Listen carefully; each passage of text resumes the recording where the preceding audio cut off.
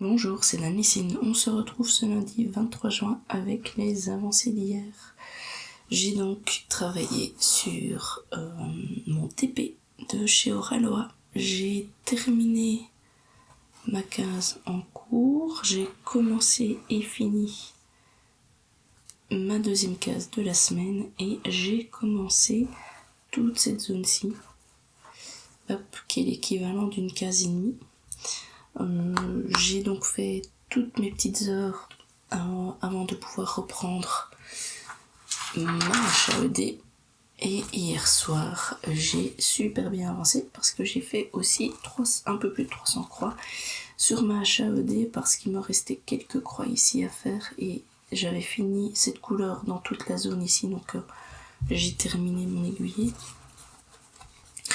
J'ai donc avancé ici, fini la zone de cette couleur-là bleue, et en fait ce qu'on voit ici c'est la trace du rocher qui va monter jusqu'ici. J'ai terminé le rose ici, pareil pour finir cette zone-là. Il ne me reste plus grand-chose pour relier les deux, et j'ai décidé de prendre la première croix du rocher, de reprendre une nouvelle couleur, d'avancer, et je me suis arrêtée là. J'ai fait une trentaine de croix. Simplement je pourrais aller, parce qu'il y en a encore ici, il y en a vraiment partout, sauf que je n'ai pas vraiment de point de repère pour pouvoir aller jusqu'ici, donc je l'ai mis en attente. Et donc je pense que ce que je vais faire maintenant, c'est prendre chaque fois une aiguillée de la couleur juste ici à côté, essayer d'avancer, et petit à petit j'arriverai à progresser, et de prendre par exemple ce fil-ci. Je sais que cette couleur-là, j'ai vérifié, c'est celle qui va ici au-dessus, donc je vais remonter avec, histoire de terminer la zone ici, et puis je continuerai. Je pense que ce fil qui est juste là en dessous, le troisième, vous voyez, hop, c'est exactement la même couleur, et donc je pourrais faire dans la zone ici. Voilà, donc franchement ici 300 croix qui ont été assez rapides. Mon alternance entre vraiment les grosses zones et cette partie ici fonctionne bien. Je vais enfin pouvoir un petit peu avancer sur le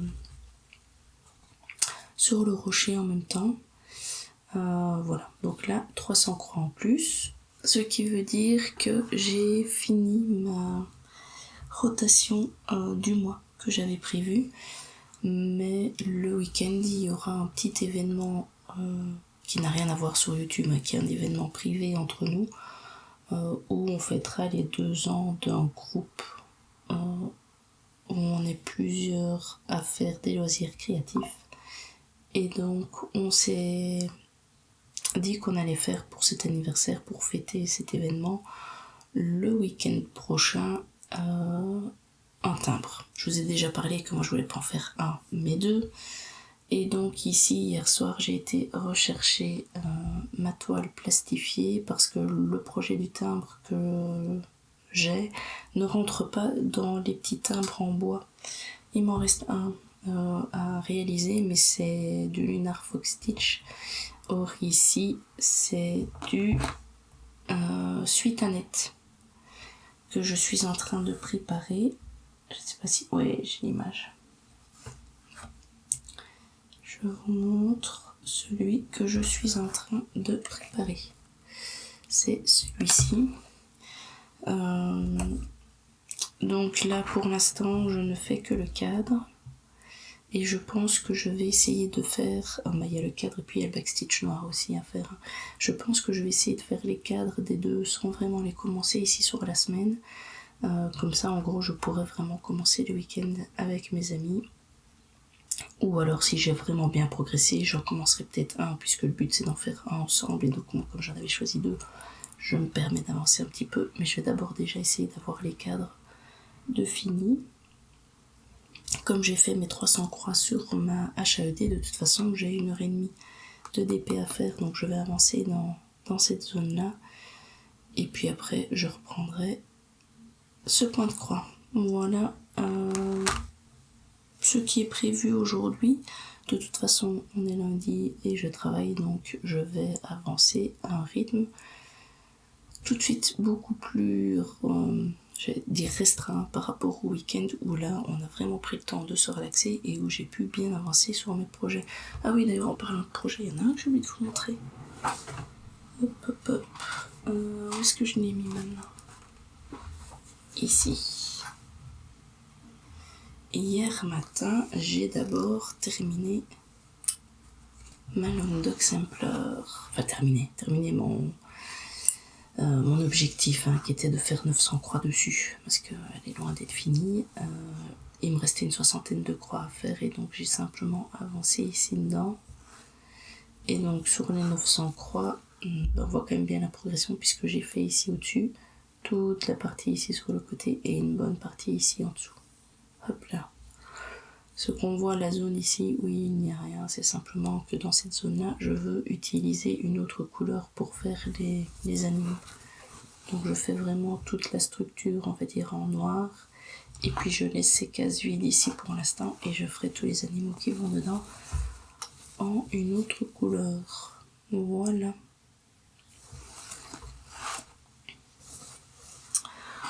On se retrouvera demain matin avec les avancées du jour. A tout de suite. On se retrouve ce mardi 24 juin avec l'avancée d'hier et j'ai terminé ma zone ici d'une case et demie. J'ai mis 2 heures, 2 heures et demie à peu près pour la faire. Je suis satisfaite car j'ai fini toute ma ligne et je trouve que ça donne super bien. Alors je vais vous le centrer un peu. Hop, parce que comme elle est grande, voilà, il vous manque un tout petit peu. Il manque 5 cm là, et là aussi. Et comme ça, vous voyez le résultat. Franchement, ça le donne très bien. Donc ici, je vais la mettre un peu de côté et je vais faire, à mon avis, un petit peu de colo avant de reprendre pour refaire une ligne sur ce DP. Voilà. Je ferai peut-être un peu de maquette aussi, je verrai bien. Mais en attendant, je suis super contente d'avoir fait une ligne. Donc là, il y a 30 cm de haut de là qui est fait sur le DP qui en fait 70. Donc c'est une belle avancée. J'ai rien d'autre à dire spécifiquement. À part que maintenant, je vais faire mes petits timbres. Je vais faire mon contour en blanc. Là, je vais continuer cette partie-là. Je vais faire ça aujourd'hui dans la journée et dans la soirée. Et donc, on se retrouvera demain où vous verrez l'avancée des petits timbres. On se retrouve ce mercredi 25 juin avec l'avancée d'hier et j'ai fait le cadre. Il y a 337 croix au total. Je vais maintenant prendre du fil noir, un seul brin, et je vais vraiment faire tout le contour ici en backstitch. Et puis après, je pourrais faire un deuxième cadre pour mon deuxième timbre qui rentrera normalement pile poil ici dedans. Donc comme ça, j'aurai pas mon troisième timbre, c'est parce qu'ici il y a déjà un trou, c'était pour un troisième, mais mon deuxième timbre préparé aussi pour le week-end. Voilà. Je n'ai strictement rien fait d'autre, mais c'est déjà pas mal pour un mardi. On se retrouve de toute façon demain matin avec l'avancée, et comme on est mercredi, à mon avis, dans l'après-midi je ferai une petite pause puisque de toute façon j'ai les enfants à la maison et je risque fortement d'avancer. Je vais vous le remontrer. Hop, sur ma Daisy. Voilà, j'essaierai à mon avis d'avancer ici toujours dans mon noir qui fait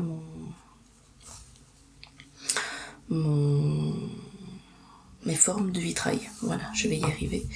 Ça c'est toujours tout simple, c'est de l'AIDA 14CT, donc très très facile et très bien pour quand je suis justement dehors. Je n'ai pas grand chose à prendre avec et je peux avancer tranquillement. Voilà, et d'autant plus que ceci, comme j'aimerais bien faire la surprise à mes enfants, pour l'instant, je fais attention qu'ils ne le voient pas. Hier soir, j'ai failli me faire avoir parce que j'ai entendu juste, vraiment à la dernière minute que ma fille arrivait, donc j'ai juste eu le temps de le planquer. Donc on va voir si j'arrive à réaliser ces petits timbres sans qu'il le voie. Ce sera à mon avis le plus grand défi de cette réalisation. Voilà. Petite interruption chat. Voilà, en fait j'ai fait à peu près le tour, donc on va se retrouver demain matin avec les avancées du jour. A tout de suite. On se retrouve le vendredi 27 juin avec les avancées du jour, puisque mercredi je n'ai pas fait grand chose. Donc j'ai fait le backstitch du tour du premier timbre, ça m'a pris 3/4 d'heure pour faire le backstitch, et là j'ai presque fini le deuxième cadre, et puis je ferai le backstitch aussi. Si on regarde le backstitch à l'arrière, je fais toujours bien attention que mon fil ne passe pas dans la zone transparente. Vous voyez, quand vous faites votre backstitch, parfois vous pourriez, imaginons que d'ici je dois aller ici pour faire celui-là, et ben je ne m'amuse pas à aller de là à là, c'est parce que sinon si je passe comme ceci, je vais passer sous le transparent, donc je retourne ici, et puis de là je vais faire mon point ici. Donc il faut juste faire attention à ça, parce que sinon ça risque d'être moins joli. Pareil pour le fil blanc, hein, quand je fais les petits ergots là, qui dépassent, pour aller à la croix suivante, je ne passe pas en diagonale en dessous, je vais bien plus loin parfois pour arriver à cacher mon fil, pour ne pas qu'il y ait rien qui soit dans le chemin en fait, dans le transparent. Voilà, donc ça je vais essayer d'avancer dessus ce matin.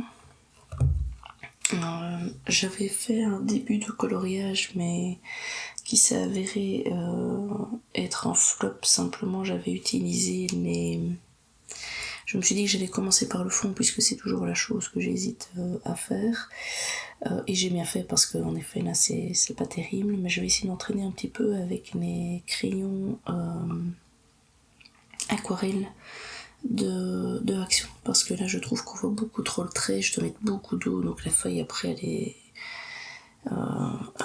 elle ressemble plus à rien quoi. Et là quand ça a séché, en plus du fait qu'avec l'eau ça a gondolé, on voit les traces de crayon, donc ça ne me convient pas. Donc je vais essayer de m'améliorer dans ce sens là, et je vous montrerai la prochaine fois un peu les différents tests. Ce que je voulais faire aussi aujourd'hui, c'est vous montrer ma gestion des fils. Je fais une petite pause boisson et je vous montre ça. Voilà. Donc j'ai regardé une vidéo de l'atelier de Didit qui expliquait un petit peu ces différentes manières de ranger les fils, et elle voulait savoir comment les autres faisaient pour voir un petit peu comment s'organiser. Donc je vais vous sortir différentes petits rangements. Hop, j'ai ça aussi. Et je dois avoir quelque part par là ceci.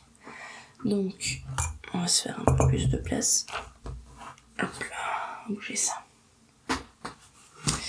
Il faut savoir que j'ai testé d'avoir, celle-ci c'est pour la Dumbo, des cartonnettes avec chaque fois toutes les DMC notées du projet et avoir tous les fils dessus. En réalité ce système-là, je ne l'aime pas, parce que la Dumbo, ça fait 2 ans que je travaille dessus. On finit par avoir des nœuds, et voilà, le fait de passer de plaque en plaque à chaque fois, ça m'agace un peu. Donc ceci, c'est un système qui est voué à disparaître. Les plaques, je les utilise en réalité, par exemple si je vais partir en vacances, je prends un petit projet facile, et là je me prends quelques couleurs, donc elles ont une utilité, mais quand je suis chez moi, honnêtement, je n'aime pas ce système-là. J'ai une autre plaque ici, où là j'ai simplement mis, c'est pour mes timbres, les différents fils, parce que ce sont des fines variations, ou ici une échevette Atali, je n'ai que celle-là. Donc comme le projet est en cours et que c'est un petit projet, là je sais que ça va pas traîner 10 ans, et donc voilà, je les laisse là. Le reste du fil métallique qui est en cours d'utilisation, donc comme ça je les retrouve assez facilement.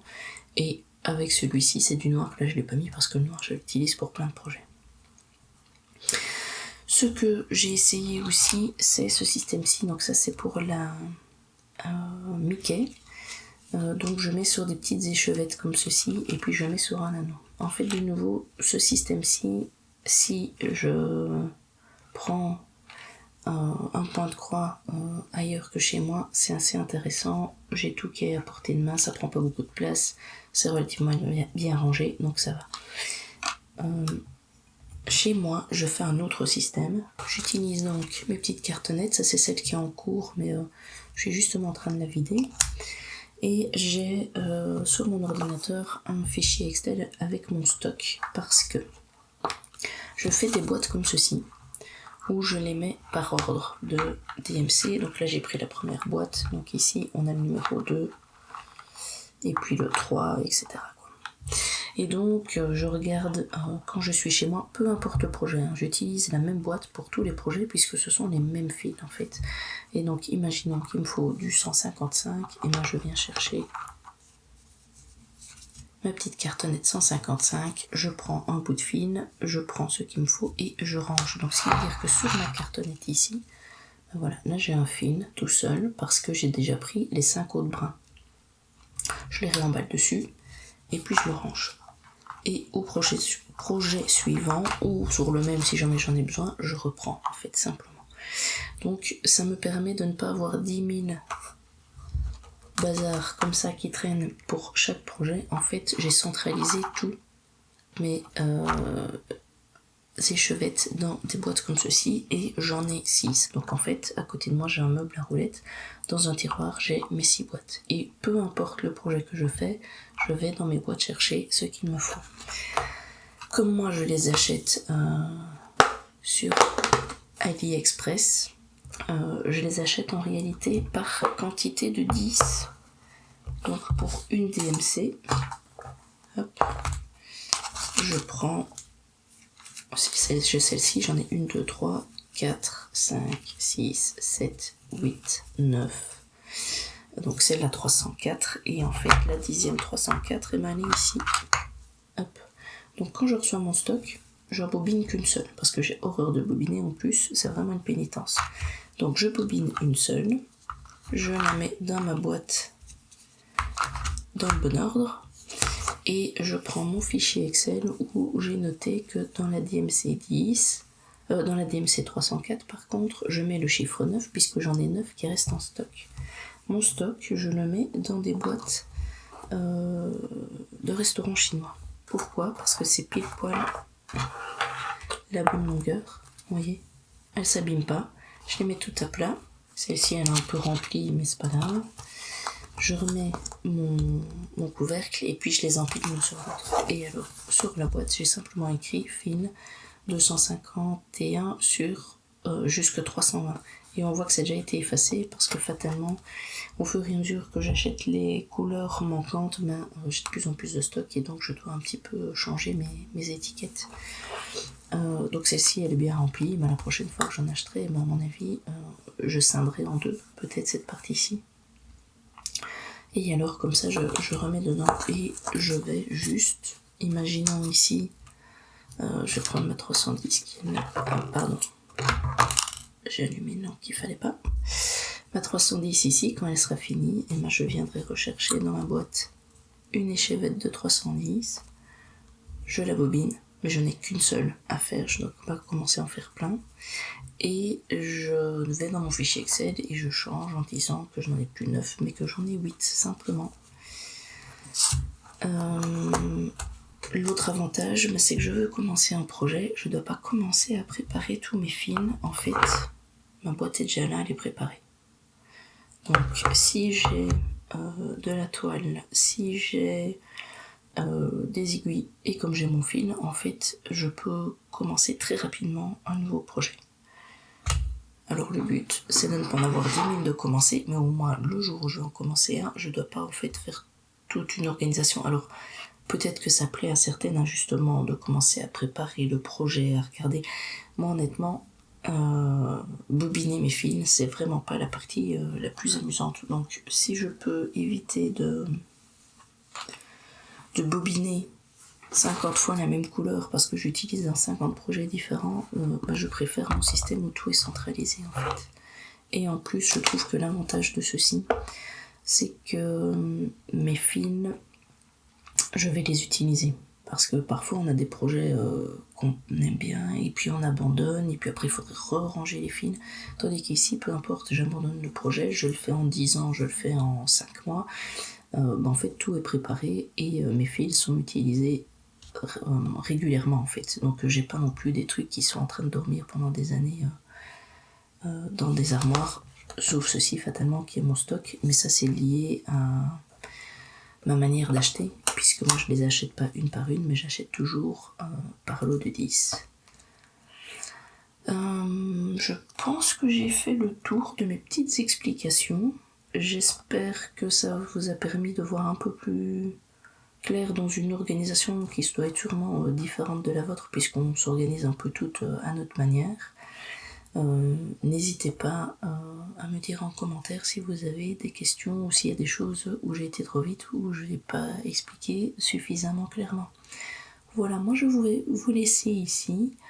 Mon compagnon comme ça aura le temps de monter la vidéo pour que vous l'ayez lundi prochain et on se retrouvera la prochaine fois avec un flostume. À bientôt.